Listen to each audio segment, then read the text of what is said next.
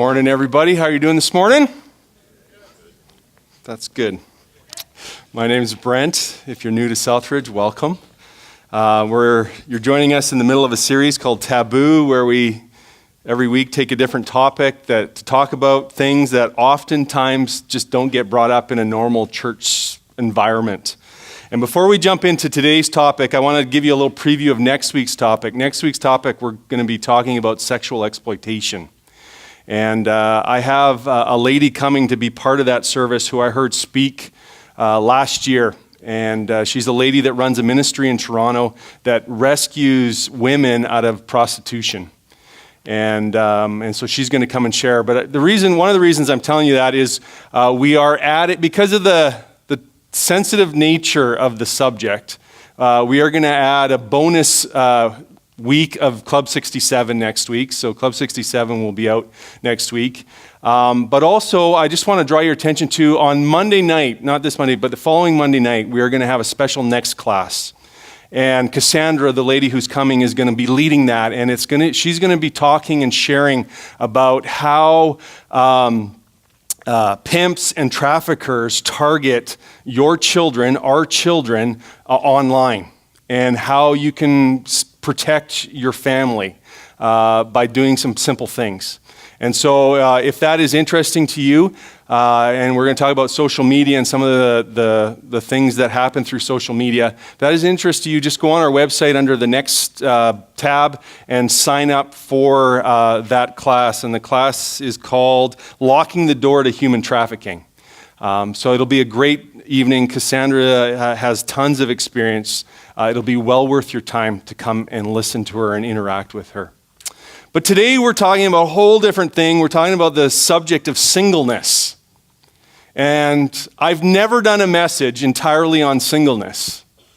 And yet, if we think about our own lives, I'm sure there are people in your life, if you're not single here this morning, that you love that are single. I had a great aunt, Aunt Jessie, who lived to be 104, who was single her entire life. I have another aunt, my father's sister, who's in her 70s, who never got married. And so if you think about enough people in your sphere of influence in your life, you will come to realize there are single people in your life. And some of them never get married, and then some of them end up single because of a number of things that happen in their life. And so before you think that this message doesn't apply to you, let me give you a truth about singleness. The first 20 to 30 years of your life, you were single. And then some of you were called out of singleness to get married. And the reality is, unless you die when you're married, you will again be single. And whether that's through divorce, whether that's through separation, or whether that's through your mate, your spouse passing away, you will once again find yourself being single. Yesterday, Pam and I were doing a premarital session with a couple, and we were talking about what the Bible says about marriage. And I always like to point this out.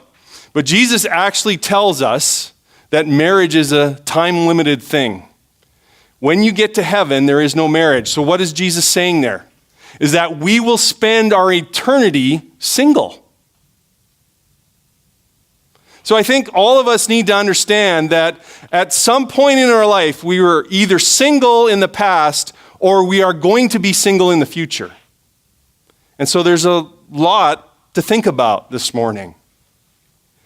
When you read the New Testament, when you read the Old Testament, and you read about what God calls us in life, one of the key elements of living, one of the key kind of descriptors that he uses is that he calls us stewards. And oftentimes we talk about stewardship in the area of finances, but really when you understand what the gospel says about our life and our life in Jesus is that we are to steward our life in following Jesus. And so for some of you here this morning, at this particular time, God is asking you to steward your life as a single. Others, God is asking you to steward your life as a married person. And I think we need to start off this morning by acknowledging that it is not always easy to be single in the church. The church often has such a focus on marriage and family that those of you who are single feel either left out or ignored or devalued in some way. Oftentimes, coming to church can be hard because you have to sit by yourself, or there's no one to talk to conveniently after the service. Or if you're involved in the church, there might be an expectation because you don't have a family, you should be involved in everything. Right? Gina D'Alfonso, a lifelong single, has written a book called One by One, Welcoming Singles into Your Church. She talks about the prevailing mindset in church. And she puts it this way: the church has ushered in a culture of courtship when it comes to singles, making it seem if you wait long enough, or if you write enough letters to your future husband or wife, pray enough prayers, sign enough purity pledges, you will receive the reward of marriage. But that's not how it works. There are godly men and women who have prayed, who have written letters, who have remained pure in their hearts and with their bodies, who have waited, and yet they still remain single. The church often treats singleness as a phase that just needs to be passed through onto something much better.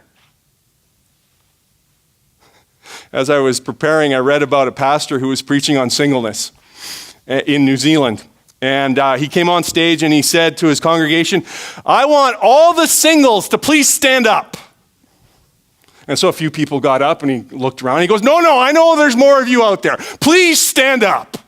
And so more got up, and then he said, "Okay, everybody, look at these people. Look at them all. They need your love. They're beautiful. They're no different than the rest of us. They're just like you and me. They just need our love." You get this sense like they were being treated like it was like a freak show. Like, let's pull the freaks up and look at them.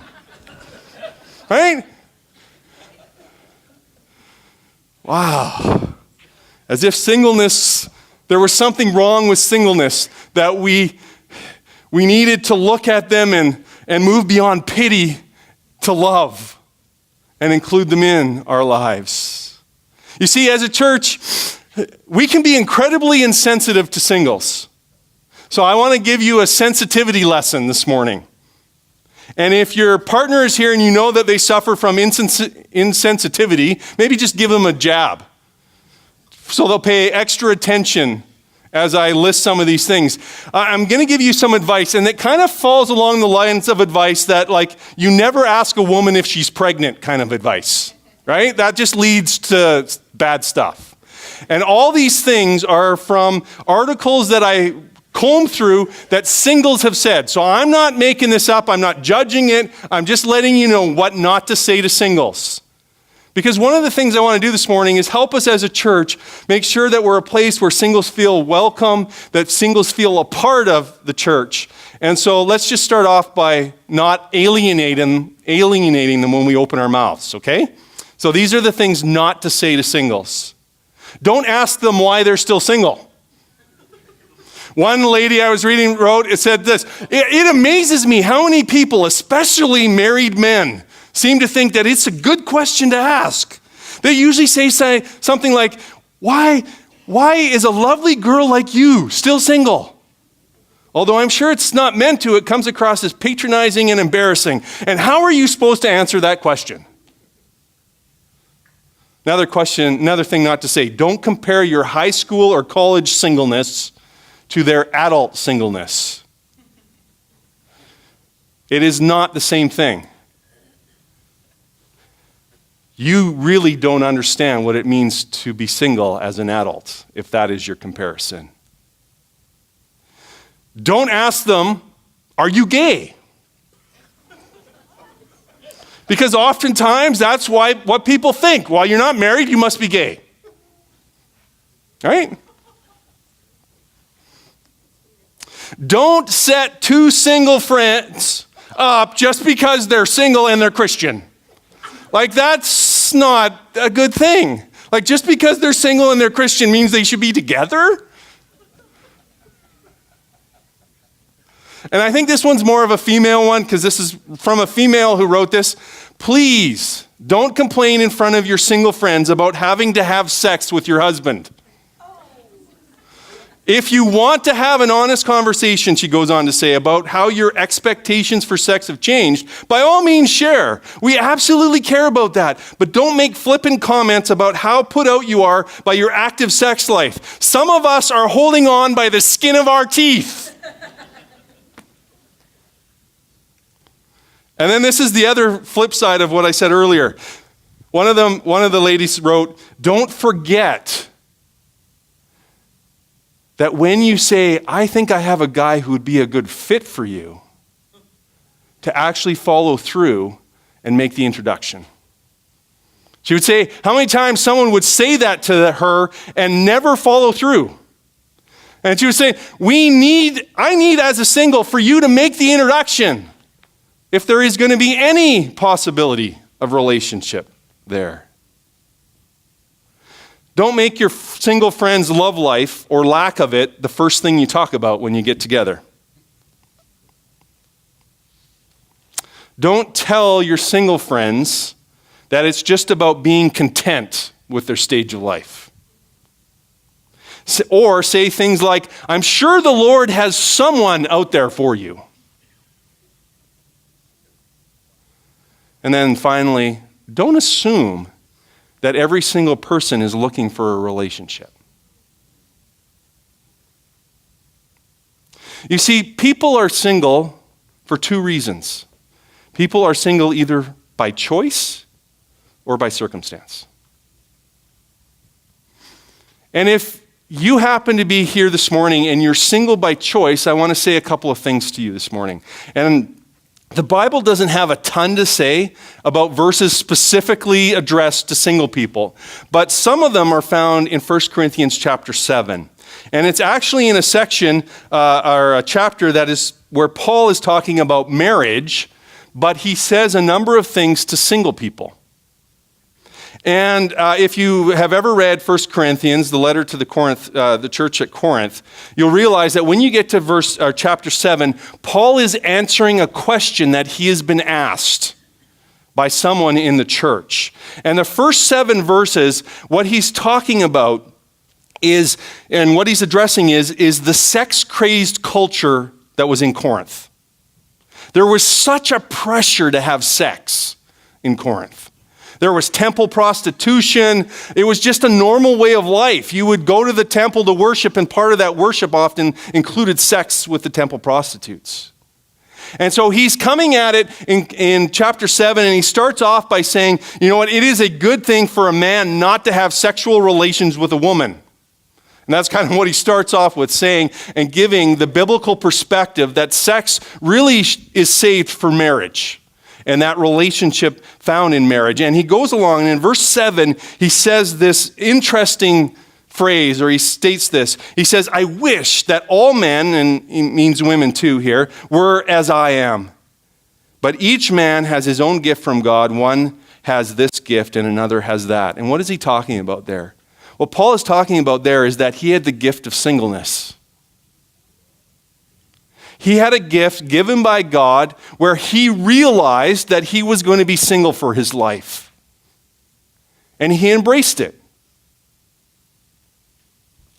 And there are a number of reasons why he does that, but I think for this morning, it is something that we need to sit and ponder on for a second.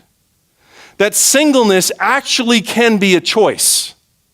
It doesn't have to be because of a circumstance.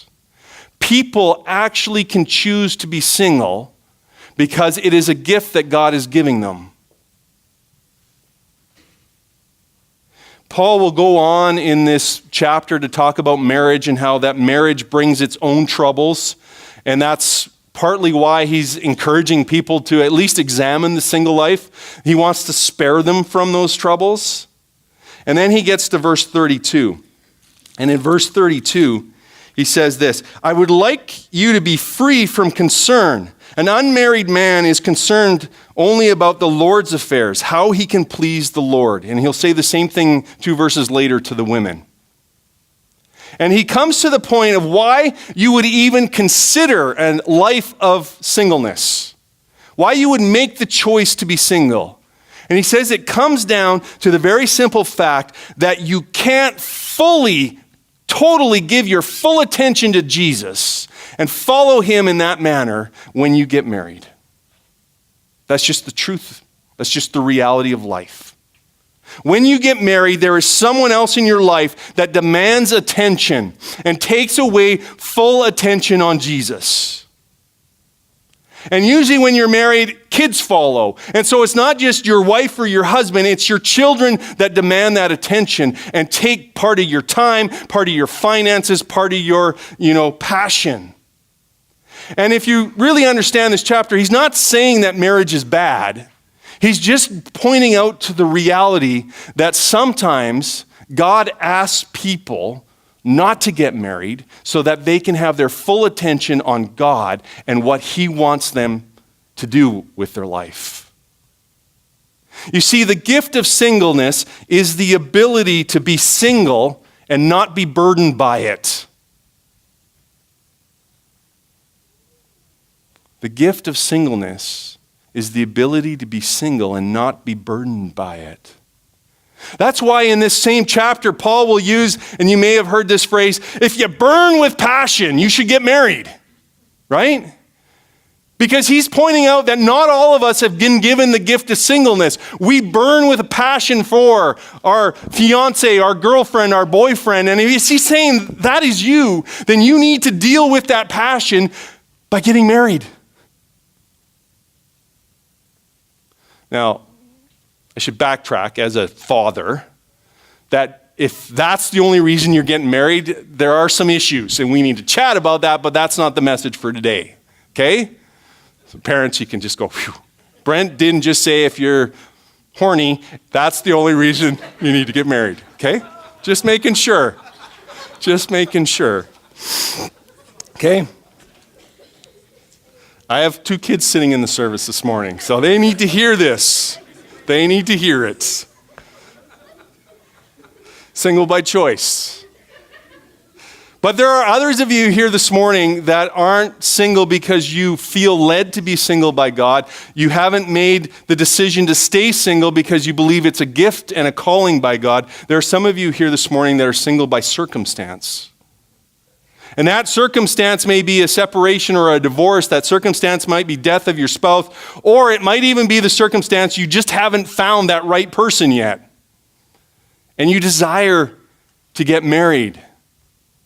And here's the reality in culture, even our culture today, the push to get married is fairly intense. And it seems to ramp up and amp up when it comes to being in the church. Paul's day was no different. Jesus' day was no different. Being single in Paul's day would be an anomaly.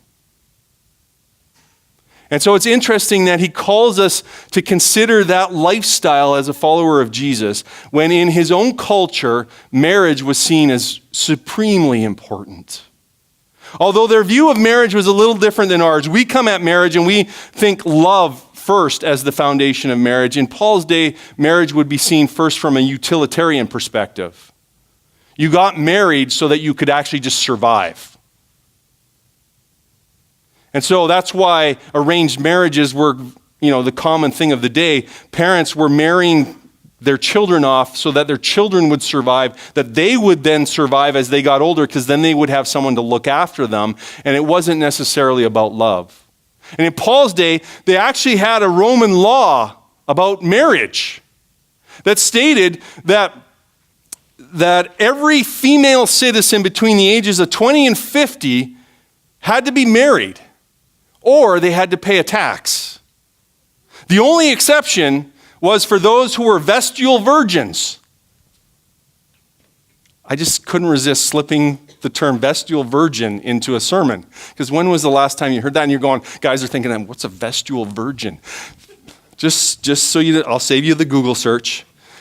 It was women who served at the temple of Vesta, who guarded and made sure the eternal flame kept burning. And part of their commitment to do that was they had to commit to 30 years of chastity. And then they would get a pension afterwards and they could get married. But there was only 6 of them, so. And yet they still had a hard time finding them, apparently, in my research. I did actually look it up. I was interested in going, what vestal virgins? But guys, 25 years old to 60 in Paul's day needed to be married, or they got taxed. And if your spouse died, you had kind of like a 2 to 3 year window to find someone else, or you started paying the tax, which means that Paul paid tax to be single. Both the Roman authorities and Jewish authorities realized the value of marriage and family because they wanted to make sure that their societies actually thrived. And the only way to do that was to have marriage so that families and children would come along. The pressure to be married is pretty intense, isn't it? So what do we do with this? How do we as a church make sure that those who find themselves in a single lifestyle by choice or by circumstance feel included? How can I help you, those of you who are married right now, to broaden your horizons, to open your eyes to the struggle that many singles face in their life? I think there's 3 things that I just want to kind of point out to you this morning to keep in mind as you think about possibly your role as a married couple or a married person, and as God brings single people into your life, how you can interact with them. I think there's some things that we all face and we have in common. And it doesn't matter whether you're married or single, there are things that we have to sort through. And the first one is this: everyone needs to have a gospel-centric view of life. If you are a follower of Jesus, it doesn't matter what marital state you're in, single or married. The call on you is to have a gospel-centered life, where the gospel is at the center of your life, where following Jesus is the highest priority in your life. And so the question for all of us this morning, really at a basic level, is Jesus your highest priority in life? Is he? That's a question that each one of us needs to answer. Each one of us has to think about. I think if you're single here this morning, especially, if you're single, I won't put any restrictions on it. If you're single, I think one of the things you actually need to spend some time on, and you need to do this whether you're a teenager entering into your 20s, whether you're in your 30s, 40s, 50s, or 60s, one of the things you need to think about and pray about is this, is asking God, is singleness what you have for me? Is singleness something you are asking and calling me to live with in my life?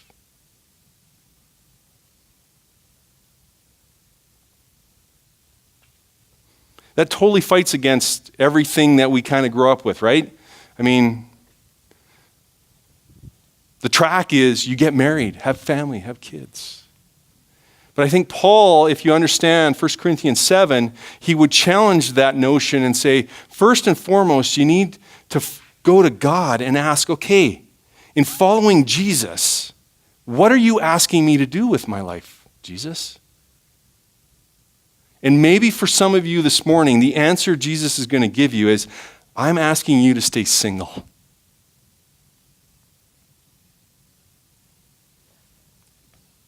And if he is, what does that mean? I think there's some things in singleness that you need to understand that are gifts. And again, I take this from authors who are single, so I'm not just putting this out there as my thoughts. Some of the things that as I was reading, single authors pointed out Some of them said, you know what? One of the gifts of being single is that I have the ability to spend an extended time focusing on God.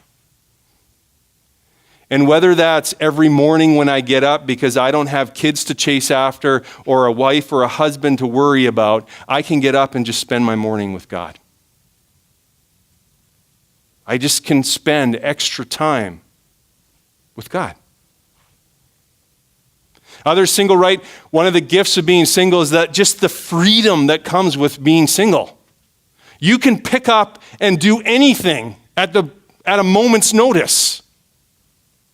Yes, I know you need money sometimes to do that, but really, if someone asks you to go away on Friday for the weekend, you can go. You don't have to ask anyone else. You don't have to check any other calendar. It's just you, and you go.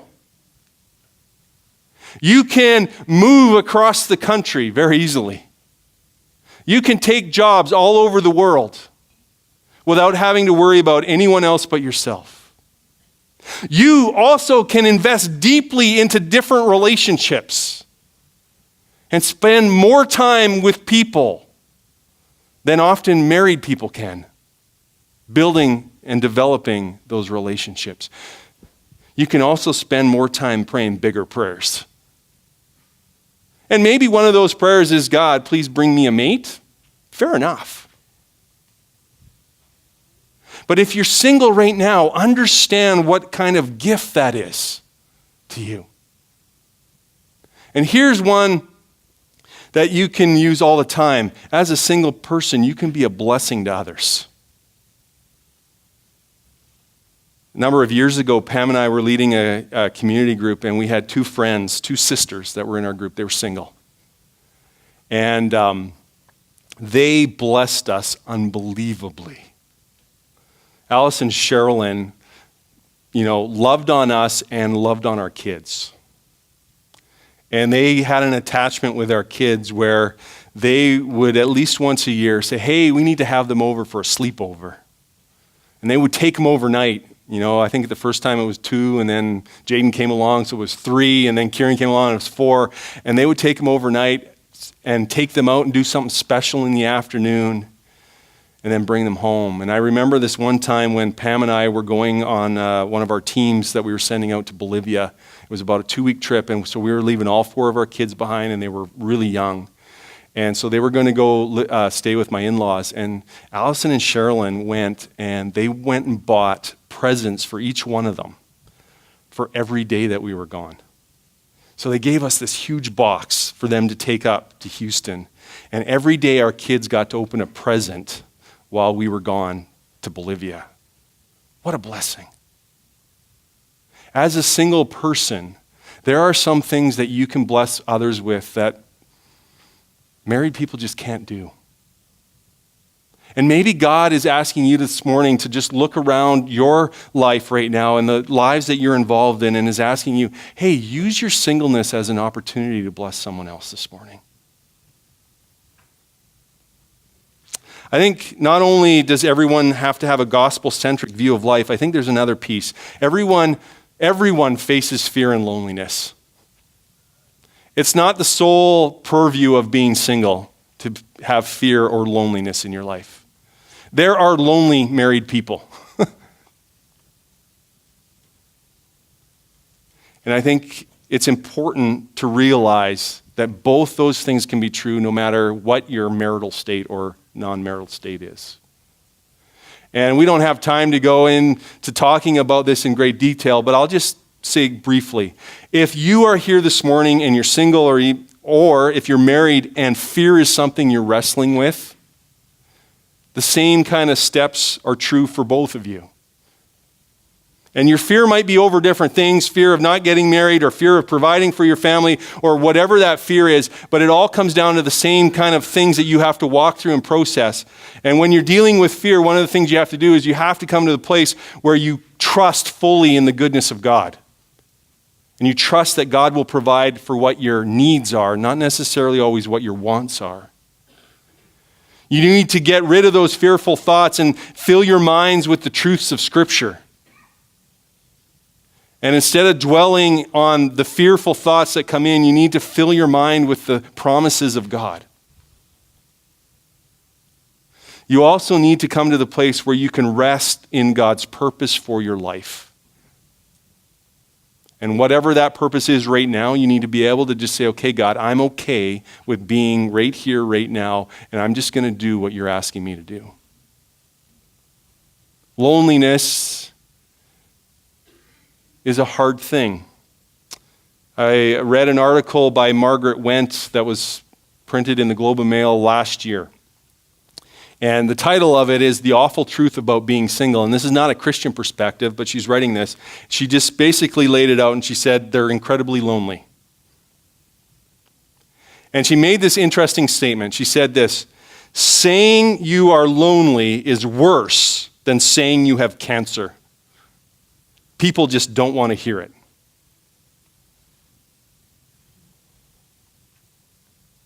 Loneliness is a tough, tough thing. But it can happen whether you're single or even married. Loneliness can happen in marriage, especially when it breaks down. The good news is there's a promise in Psalm 68. Psalm 68 verse 6 says this, God sets the lonely in families. And so if you're here this morning and loneliness is the thing you're struggling with, memorize this verse. Pray this verse.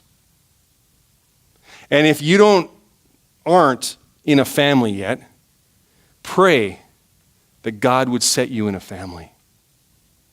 And here's the thing, this is an Old Testament verse, but when you get to the New Testament, the idea of family changes. And in Matthew chapter 12, Jesus is asked or encouraged to talk to his biological mother and brothers and sisters. He says, he's doing some stuff and they said, hey, your family wants to talk to you. And he makes this interesting statement that he says, those who are my brothers and sisters and my mothers are the ones who do the will of God. And so what he's starting there is starting to help us understand the picture of what the church is supposed to be. And when we come to faith, what we do is we enter into God's family. And part of that is being in the church with our brothers and sisters.